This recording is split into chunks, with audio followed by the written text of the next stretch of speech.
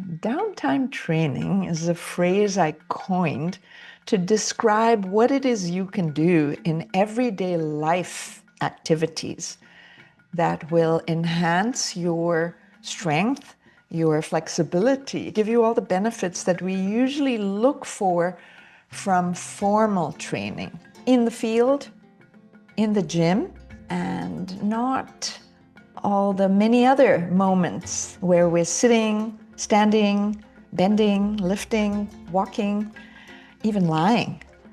And so all of those are downtime training playgrounds where we can be improving ourselves and setting ourselves up for success in the sport of life, in the sport of our choice.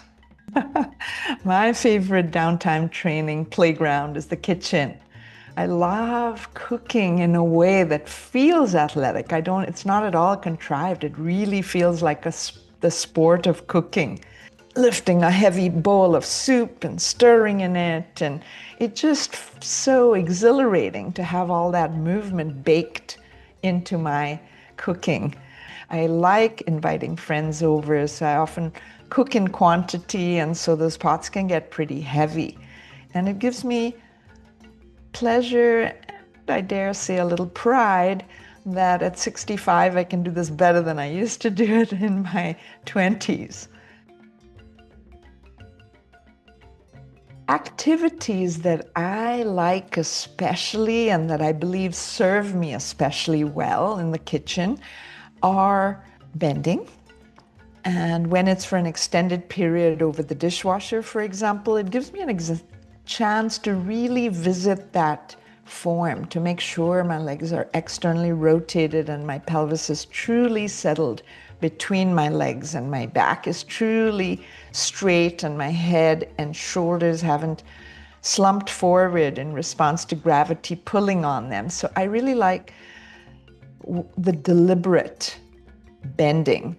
And then I also like reaching up for a high cupboard, because that used to be a time where my back would sway and bring me into trouble.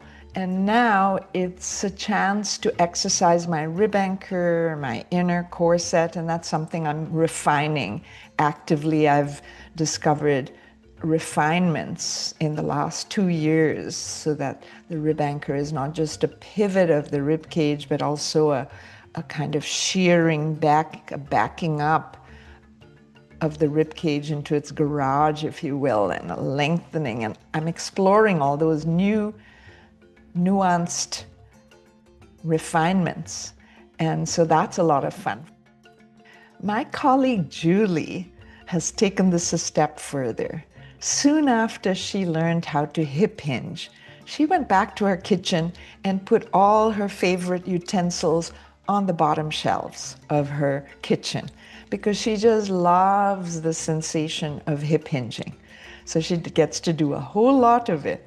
And this is sort of the opposite of what a lot of people are advised to do and end up doing, which is putting everything carefully within easy reach so as to avoid bending and avoid throwing off their backs and so on. And so this feeling of empowerment is really heady. It's a natural power. It's a natural capability that we can bend, we can reach, we can dart around our kitchens or gardens and benefit from all of that rather than be worn and torn by it. It's critical that you do all that bending and lifting and twisting and moving rapidly from one thing to another with good form. Otherwise, every movement does a little bit of damage, and that's hardly what we want. When we could be getting every movement to do a little enhancement of our wellness, of our power, of our flexibility. There's just so many benefits to be had from doing everyday life activities with good form, natural form. Downtime training is for everybody.